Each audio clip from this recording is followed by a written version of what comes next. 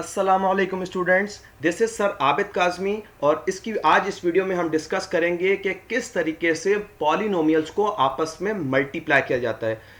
इससे पहले कि हम इस वीडियो को स्टार्ट करें, मैं आपको ये बता दूं कि ये वीडियो जो है एक्चुअली दो वीडियोस में से सेकंड पार्ट है। इसका फर्स्ट पार्ट आपको पहले मैं दे चुका हूं। अगर आपने वो फर्स्ट पार्ट वॉच नहीं किया है तो मैं इस वीडियो के टॉप पे दोबारा से इसका लिंक आपको दे रहा हूं। इस वीडियो को पॉज कीजिए और पहले इसका फर्स्ट पार्ट को आप वॉच कीजिए, अदरवाइज आपको ये वीडियो समझ में नहीं आएगी। चलिए हम आगे बढ़ते हैं। पहले ही मैं आपसे सवाल पूछूंगा, अगर आप इस सवाल का जवाब दे सकते हैं इसका मतलब है कि आपने प्रीवियस पार्ट वॉच किया है और आप इस वीडियो को आगे भी समझ सकते हैं। और वो पहला सवाल है आपके सामने, ये मैंने आपको एक मोनोमियल दिया है जिसको आपको पॉलिनोमियल में से मल्टीप्लाई करना है। यही टॉपिक इस वीडियो का जो फर्स्ट पार्ट मैं आपसे कह रहा हूं उसमें मैंने डिटेल में डिस्कस कर लिया है, तो उसको मैं आगे यूज करूंगा। इसलिए इस वीडियो के स्टार्ट में मैं आपसे ये सवाल चाहता हूं कि आप पहले सॉल्व कर लें। तो इस वीडियो को पॉज कीजिए और इसको सिंप्लीफाई कीजिए। वीडियो का ड्यूरेशन लंबा ना हो इसलिए मैं हर सवाल के ऊपर जहां पॉज करना होगा मैं वहां पे कुछ सेकंड्स का वक्फा देके कंटिन्यू करूंगा, लेकिन आप वीडियो को पॉज कर दीजिएगा जब तक आप उसको कंप्लीटली सॉल्व ना कर लें। तो ये हम पहले डिस्कस कर चुके हैं, तो मैं बता दूं कि हमने क्या किया था। हमने कहा था कि जब भी कोई मोनोमियल किसी पॉलिनोमियल से मल्टीप्लाई हो तो वो तमाम टर्म्स के साथ मल्टीप्लाई होता है। जैसे ये 2a है तो ये a स्क्वायर्ड के साथ भी मल्टीप्लाई होगा, ये a b के साथ भी मल्टीप्लाई होगा और ये b स्क्वायर्ड के साथ भी मल्टीप्लाई होगा, इस तरीके से। और ऐसा क्यों होगा, अगेन आई एम सेइंग कि डिटेल में हम लास्ट पार्ट में डिस्कस कर चुके हैं। ठीक है, उसके बाद मोनोमियल्स को आपस में मल्टीप्लाई कर लेंगे। फर्स्ट टू मोनोमियल्स हैं, इनको मल्टीप्लाई करेंगे तो आंसर आएगा 2a क्यूब्ड, क्योंकि हम कोफिशिएंट्स को मल्टीप्लाई करते हैं। 2 टाइम्स 1 आंसर आएगा 2, और वेरिएबल पार्ट्स अगर सेम हो वेरिएबल तो उनके एक्सपोनेंट्स को ऐड करते हैं। 2 का एक्सपोनेंट यहां 1 है, यहां 2 है, तो 1 प्लस 2 का एक्सपोनेंट हो गया, सॉरी a का एक्सपोनेंट हो गया 3। इसी तरह से हम नेक्स्ट टू पॉलिनोमियल्स को मोनोमियल्स को मल्टीप्लाई करेंगे तो आंसर आएगा 2a स्क्वायर्ड b। अगेन हमने वही लॉ रूल अप्लाई किया है, 2 को 1 से मल्टीप्लाई किया तो 2 आंसर आया, और a की पावर 1 a की पावर 1 1 प्लस 1 a स्क्वायर्ड हो गया, और b क्योंकि यहां मौजूद नहीं था तो b as it is copy हो गया। Similarly we are moving to the last two monomials of this expression. तो again we are multiplying them to get this which is negative 2ab cubed, और वो कैसे आया, प्लस 2 और minus 1 multiply होंगे तो माइनस 2 आंसर आएगा। फिर a यहां पे मौजूद है, यहां नहीं है, तो a ऐसे ही कॉपी हो गया। सिमिलरली b स्क्वायर्ड भी यहां मौजूद है, यहां नहीं है, तो ये भी ऐसे ही कॉपी कर दिया। सो इस तरीके से हम किसी मोनोमियल को किसी पॉलिनोमियल के साथ मल्टीप्लाई करते हैं। अगेन मैं रिकमेंड कर रहा हूं कि अगर इस वीडियो का फर्स्ट पार्ट आपने नहीं देखा तो उसका लिंक आपको इस वीडियो के डिस्क्रिप्शन में मिल जाएगा। अगर ये सवाल जो आपकी स्क्रीन पर नजर आ रहा है इसमें आपको कोई कंफ्यूजन है तो प्लीज आप इस वीडियो को आगे वॉच मत कीजिए, पहले उस पार्ट को देखिए, इस चीज को समझिए और फिर इस वीडियो को आगे वॉच कीजिएगा। नेक्स्ट, अब हम यही पॉलिनोमियल ले रहे हैं और इसको मोनोमियल के बजाय एक बायनोमियल से मल्टीप्लाई कर रहे हैं, मतलब ऐसे पॉलिनोमियल से जिसमें दो टर्म्स हैं a और b। ठीक है, तो अब हम इसको कैसे करेंगे। अगेन वही ट्रिक जो हमने लास्ट वीडियो में देखी कि डिस्ट्रीब्यूटिव प्रॉपर्टी यूज करते हैं हम वही काम करेंगे। अब अज्यूम कीजिए कि जो a माइनस बी है ये पूरा पॉलिनोमियल या बायनोमियल नहीं है, बल्कि ये कोई एक टर्म है पूरी। ठीक है जी, अगर ये एक टर्म हो तो हम इस पूरी टर्म को इन तीनों के साथ डिस्ट्रीब्यूट करेंगे according to the distributive property. तो क्या होगा, ये जो ए बी है ये ए स्क्वायर्ड के साथ भी मल्टीप्लाई होगा, इस तरीके से a minus B into A squared. ये जो a माइनस बी है ये ए बी के साथ भी मल्टीप्लाई होगा इस तरीके से, और ये जो a माइनस बी है ये b स्क्वायर्ड के साथ भी मल्टीप्लाई होगा इस तरीके से। क्लियर है ये बात। जहां पे नेगेटिव टर्म्स आती हैं मैं नेगेटिव के साथ ही ले जाता हूं, ताकि जहां पे मल्टीप्लिकेशन होगी तो साइन का जो प्रॉब्लम है वो ऑटोमेटिकली वहां सॉल्व हो जाएगा। अब अगेन यहां पे हम देख सकते हैं कि अगेन अगर आप इस फर्स्ट टर्म पे गौर करें तो इसके अंदर क्या है कि यहां पे सब्ट्रैक्शन हो रही है, a माइनस बी है और उससे a स्क्वायर मल्टीप्लाई हो रहा है। तो अगेन यहां पर हम डिस्ट्रीब्यूटिव प्रॉपर्टी अप्लाई कर सकते हैं। तो दोबारा से डिस्ट्रीब्यूटिव प्रॉपर्टी को अप्लाई करना होगा। अब ये a स्क्वायर है, पहले a से मल्टीप्लाई होगा तो a टाइम्स a स्क्वायर्ड आ गया, और फिर ए स्क्वायर जो है वो नेगेटिव बी से मल्टीप्लाई होगा, तो नेगेटिव बी टाइम्स ए स्क्वायर्ड आ गया। ठीक है जी। नेक्स्ट हम इसी तरह से आगे बढ़ेंगे, तो अगर यहां पर भी हमें यही डिस्ट्रीब्यूटिव प्रॉपर्टी इसी तरह से अप्लाई होती ही नजर आ रही है।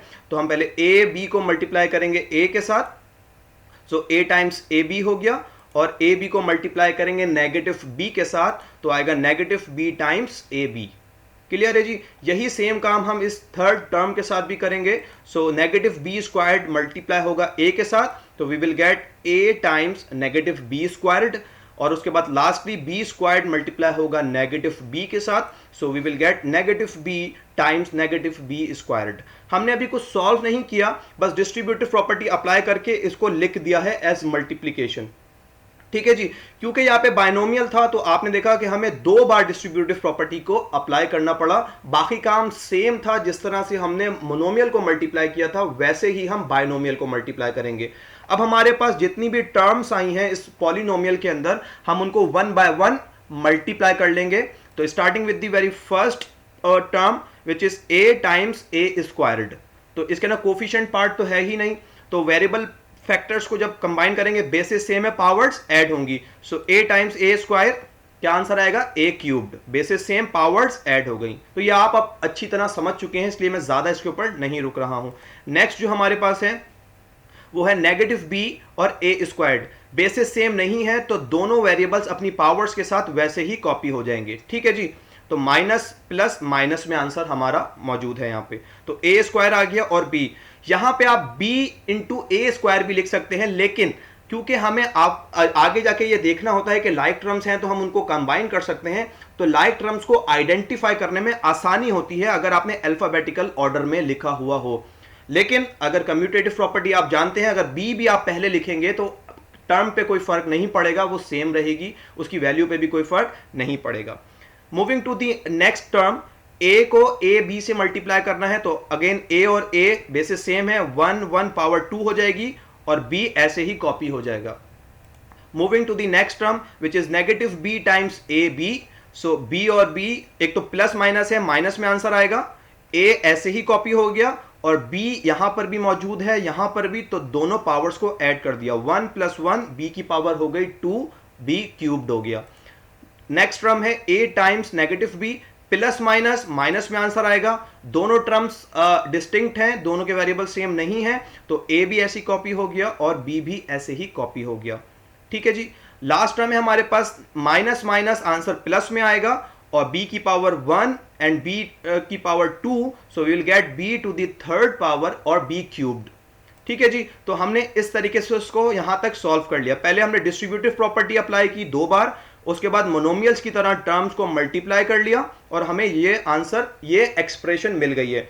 अब हमें इसमें देखना है क्या इसके अंदर कोई लाइक टर्म्स हैं। अगर लाइक टर्म्स हैं तो उनको ऐड और सब्ट्रैक्ट हम कर सकते हैं। तो इनमें कौन कौन सी लाइक टर्म्स हैं, जैसे कि ये दोनों टर्म्स आपस में लाइक हैं क्योंकि इनके वेरिएबल्स भी सेम है a और b, और वेरिएबल्स के साथ जो कोफिशिएंट्स हैं वो भी सेम है। a का कोफिशिएंट 2 यहां पर भी है और यहां भी, और b का कोफिशिएंट 1 यहां पर भी है और यहां भी। सो एक टर्म -1, एक टर्म +1, सो ये कैंसिल आउट हो गई आपस में। ठीक है। अगर आपको एडिशन और सब्ट्रैक्शन ऑफ पॉलिनोमियल में कंफ्यूजन है लाइक टर्म्स में, तो again I am giving you my another video on addition and subtraction of polynomial. आप उस टॉपिक को वॉच कर लीजिए तो आपको ये कंफ्यूजन भी दूर हो जाएगा। ठीक है। नेक्स्ट आप देखेंगे ये दोनों टर्म्स भी आपस में लाइक हैं, वेरिएबल्स भी सेम है और एक्सपोनेंट्स भी सेम है, और अगेन लेकिन यहां पे -1 और -1 है, सो माइनस माइनस -2 हमारे पास आ जाएगा। ठीक है जी।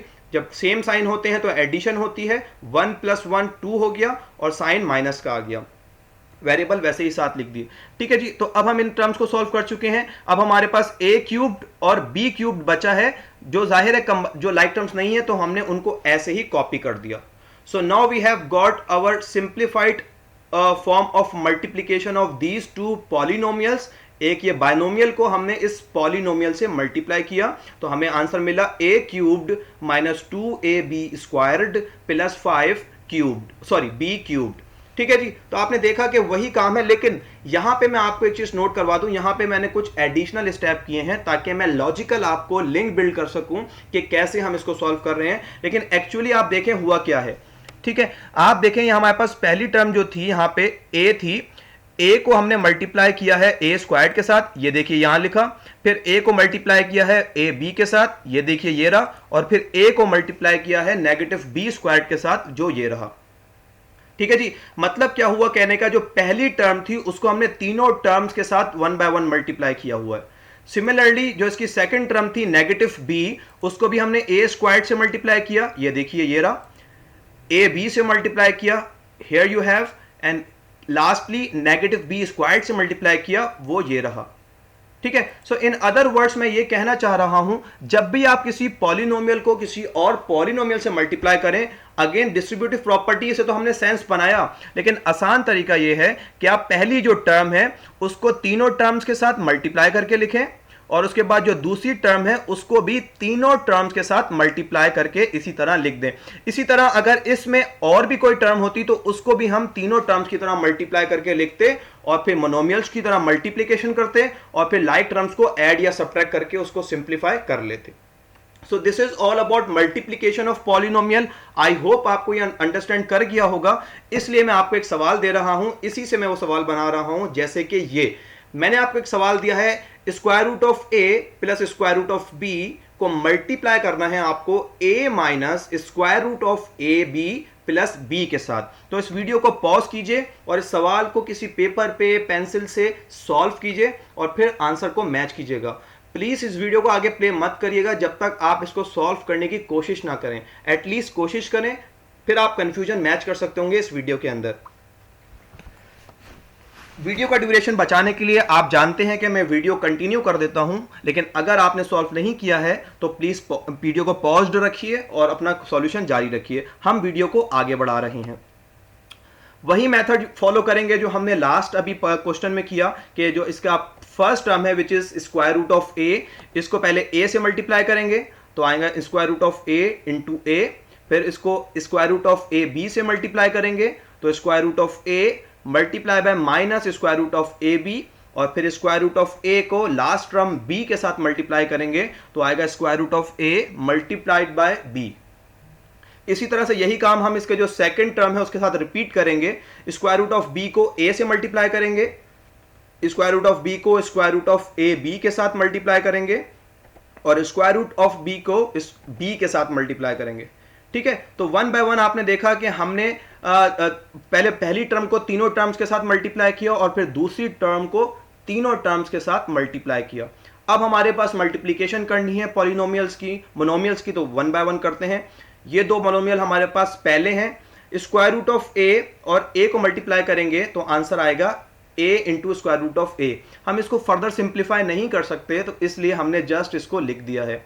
अब आप ये सोच रहे होंगे कि मैंने a को पहले क्यों लिख दिया है और स्क्वायर रूट को बाद में क्यों लिख दिया है। Again I am saying that commutative property हमें अलाउ करती है कि हम कुछ भी पहले लिख दें, उससे आंसर पे फर्क नहीं पड़ता। अगर मैं a को बाद में लिखता तो कंफ्यूजन होता कि जो दूसरा a है क्या वो स्क्वायर रूट के अंदर है या नहीं है, लेकिन पहले लिखने से वो कंफ्यूजन नहीं आता, इसलिए आसानी के लिए a मैंने पहले लिखा है। ठीक है, सो नेक्स्ट हमारे पास टर्म है square root of a minus square root of A B. अब इसमें सिंप्लीफिकेशन पॉसिबल है। अब इसको जो आप सिंप्लीफाई करेंगे वो लॉ ऑफ एक्सपोनेंट्स आप पहले पढ़ चुके हैं और सिंप्लीफिकेशन भी आप लास्ट एक्सरसाइज में कर चुके हैं। मैं जस्ट फॉर द रिकॉल मैं आपको रफ में एक बार ये करके दिखा रहा हूं। जैसे कि ये टर्म है, हमें इसको सिंप्लीफाई करना है, तो मैं सबसे पहले क्या कर रहा हूं, मैं आप यूज कर रहा हूं फ्रैक्शनल एक्सपोनेंट का लॉ जो था हमारे पास, जो कहता है कि जब भी आपके पास फ्रैक्शनल एक्सपोनेंट आएंगे, लाइक a की पावर अगर 1 ओवर n होगी तो वो बराबर होगी nth रूट ऑफ a के। मतलब हम स्क्वायर रूट का साइन लगाएंगे जिसका रूट जो होगा, इंडेक्स जो होगा वो n होगा। तो यहां पर हमारे पास ये स्क्वायर रूट ऑफ a आ रहा है, यहां पे इंडेक्स कुछ भी नहीं है, मतलब क्या है 2 है। तो इसका मतलब है इसको अगर हम according to this law expand करेंगे तो हमें मिलेगा a की पावर 1 ओवर 2। ये चीजें बराबर है। अगर आप इस लॉ के बारे में कंफ्यूजन रखते हैं और इसको दोबारा से क्लियर करना चाहते हैं तो मैं अपनी एक वीडियो फ्रैक्शनल एक्सपोनेंट के ऊपर यहां आपको दे रहा हूं टॉप पे, आप उस वीडियो को वॉच कर सकते हैं जहां मैंने इस लॉ को डिटेल से डिस्कस किया है। ठीक है, और यही लॉ यूज करके अगर हम इसको एक्सपेंड करेंगे तो हमारे पास कुछ इस तरह आएगा, क्योंकि ए बी स्क्वायर रूट के अंदर ए बी है तो ए बी के ऊपर पावर आ गई 1 ओवर 2। ठीक है, तो अब इस लॉ को हटा देते हैं, हमने इस लॉ की मदद से इसको सिंप्लीफाइड फॉर्म में लेके आए हैं। अब हमें एक और लॉ यहां पे अप्लाई करना है, वो है पावर ऑफ प्रोडक्ट का। यहां पे ए और बी आपस में क्या हो रहे हैं, कोई साइन नहीं है, मतलब मल्टीप्लाई हो रहे हैं। पावर ऑफ प्रोडक्ट कहता है कि अगर किसी प्रोडक्ट के ऊपर कोई पावर आए तो वो उन दोनों फैक्टर्स के ऊपर जाती है। मतलब ए बी के ऊपर अगर होल पावर होगी तो वो पावर ए के साथ भी आएगी और बी के साथ भी आएगी। तो आप अगर इसको देखें तो इसको हम इस तरह से एक्सपेंड करेंगे, ए बी के ऊपर पावर थी 1/2, तो ये पावर ए के ऊपर भी 1/2 आ गई और बी के ऊपर भी 1/2 या 1/2 आ गई। क्लियर है जी। और ये जो पहली टर्म थी हमने इसको ऐसे ही कॉपी कर दिया, इसमें कोई चेंजेस हमने नहीं किए, इसको हटा दिया यहां से। अब हमें जस्ट सिंप्लीफाई करना है, ये a की पावर हाफ माइनस ए की पावर हाफ इंटू बी की पावर हाफ आपस में क्या हो रहे हैं, मल्टीप्लाई हो रहे हैं, तो इनको मल्टीप्लाइड की फॉर्म में हमने एक जगह करके लिख दिया। अब आप देख सकते हैं कि अगर हम इनको कंबाइन करें, लॉ ऑफ एक्सपोनेंट हम बहुत बार पहले भी यूज करते हैं कि ए और ए बेसिस सेम है तो पावर्स क्या होंगी, पावर्स ऐड होंगी। तो हाफ पावर यहां पर है, हाफ पावर यहां पर है, हाफ और हाफ को मिलाएंगे तो क्या होगा, 1 पावर आएगी। इसका मतलब है ए की पावर हो गई 1। चाहे तो आप इसको फ्रैक्शन की एडिशन भी करेंगे तो आंसर 1 ही आएगा, लेकिन मैं लॉजिकल आपको समझा रहा हूं कि ये हाफ लिखा हुआ है, ये हाफ लिखा हुआ है, हाफ और हाफ को मिलाएंगे तो आंसर आएगा 1। तो ए की पावर हो गई 1 और बी को हमने ऐसे ही कॉपी कर दिया। ठीक है। सो अगेन जिस तरह से हमने इस रूट को फ्रैक्शनल एक्सपोनेंट में कन्वर्ट किया था, अगेन अब हम सिंप्लीफिकेशन जो कर सकते थे वो हमने कर ली है। तो अब दोबारा से इस फ्रैक्शनल एक्सपोनेंट को दोबारा से रूट की फॉर्म में लिख देंगे, क्योंकि हम इसको सिंप्लीफाई अब नहीं कर सकते। तो माइनस ए क्योंकि उसकी पावर 1 थी वो हमने लिखना मेंशन करना जरूरी नहीं, बी की पावर हाफ थी तो वो स्क्वायर रूट ऑफ बी वापस बन गया। इसका मतलब है ये जो टर्म है, ये जो मल्टीप्लाई होके फाइनली हमारे पास आंसर किसके बराबर आएगा, minus A square root of B के। तो यहां पे मैंने स्टेप बाय स्टेप करके आपको दिखा दिया ये तमाम कॉन्सेप्ट, और ये सिंप्लीफिकेशन आप लास्ट एक्सरसाइज में सीख चुके हैं। जस्ट मैंने रिकॉल किया है ताकि मैं आगे भी इसको यूज कर सकता हूं। तो ये वाली जो मल्टीप्लीकेशन या प्रोडक्ट है वो इसके बराबर है, तो हम इसको यहां से पुट कर देते हैं। ठीक है जी। तो और अब मैं अपना ये रफ वर्क यहां से हटा रहा हूं। अब हम मूव कर रहे हैं अपनी नेक्स्ट टर्म की तरफ, वो है square root of A into B. Variable same नहीं है तो पावर्स ऐड नहीं हो सकती, तो हम इसको ऐसे ही लिख देंगे, square root of A into B. Similarly आपके पास square root of B into A है, ये भी बेसिस सेम नहीं है, वेरिएबल्स डिफरेंट है, तो इनको हमने ऐसे ही लिख दिया, A into square root of B. यहां पे आप कहेंगे सर यहां पे आपने स्क्वायर रूट पहले लिखा है, यहां पे बाद में लिखा है। तो अगेन मैं रिपीट करूंगा अपनी बात कि हम अल्फाबेटिकल ऑर्डर्स में लिखते हैं ताकि हमें लाइक टर्म्स को आइडेंटिफाई करना आसान रहे। नेक्स्ट हमारे पास अगेन ये वाली टर्म और ये जहां पे टर्म थी वो सेम थी, इसमें भी बी के साथ देखें, बी के ऊपर पावर क्या है, हाफ है, यहां पर भी बी के ऊपर पावर हाफ है, तो हाफ और हाफ मिलके बी की पावर 1 हो जाएगी, और ए के ऊपर जो पावर हाफ है स्क्वायर रूट वो वैसे ही रहेगा। चाहे तो आप इसको सॉल्व कर सकते हैं जिस तरह से मैंने ये वाली टर्म को सॉल्व किया, सेम तरीके से ये सॉल्व हो सकती है। ठीक है। Moving to the last term, again इसके अंदर आपके पास ये दोनों फर्दर सिंप्लीफाइड नहीं हो सकते, तो B square root of B हमने इस तरह से लिख दिया। तो हमने यहां पे मोनोमियल्स को मल्टीप्लाई कर लिया है और हमारे पास ये एक्सप्रेशन आ गई है। अब जल्दी से बताइए क्या इसके अंदर कोई लाइक टर्म्स हैं? यस, बिल्कुल इसके अंदर लाइक टर्म्स हैं, जैसे कि ये दोनों टर्म्स आपस में लाइक हैं, वेरिएबल्स भी सेम हैं और एक्सपोनेंट्स भी सेम है। एक माइनस में है एक प्लस में है तो ये कैंसिल हो गई। सिमिलरली ये भी आपके पास क्या है, लाइक टर्म्स हैं, वेरिएबल्स भी सेम है और उसके एक्सपोनेंट्स भी सेम है, एक प्लस में है और एक माइनस में, तो they have been cancelled out, right. So अब हमारे पास कौन सी टर्म बची, a square root of a और b square root of b बची, तो हमने उनको कंबाइन करके लिख दिया और this is the answer of this multiplication. तो देखा आपने किस तरह से हमने सिंप्लीफाई किया। हमने सिर्फ पहले हमने इस पहली टर्म को इन तीनों टर्म्स के साथ मल्टीप्लीकेशन की फॉर्म में लिखा, फिर इस सेकंड टर्म को इन तीनों के साथ मल्टीप्लीकेशन की फॉर्म में लिखा, फिर 1 बाय 1 इनको मल्टीप्लाई कर लिया और उसके बाद जो ऐड या सब्ट्रैक्ट हो सकते थे उनको ऐड या सब्ट्रैक्ट किया और फाइनली हमारे पास ये आंसर आ गया। This is how we multiply polynomials. Now in the last of the video I would like to give you another question for practice. So just here you have your last question.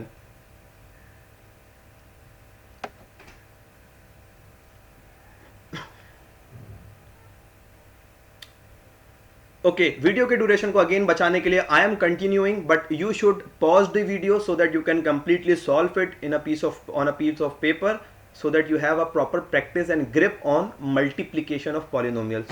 Okay, so again वही काम repeat करेंगे। पहला term क्या है हमारे पास, a है, इसको multiply करेंगे इन पांचों टर्म्स के साथ। तो हमारे पास इस तरीके से आंसर आएगा।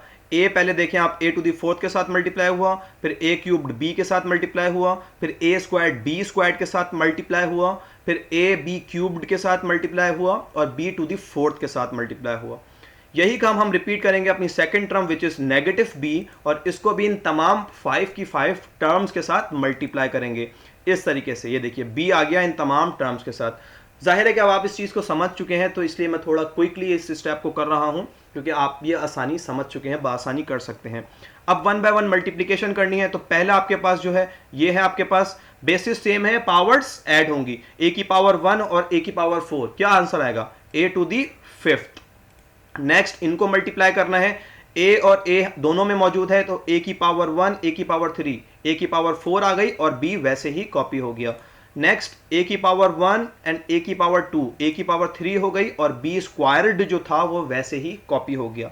नेक्स्ट ए की पावर 1, ए की पावर 1, ए स्क्वायर्ड हो गया और बी जो क्यूब्ड था वो वैसे ही कॉपी हो गया।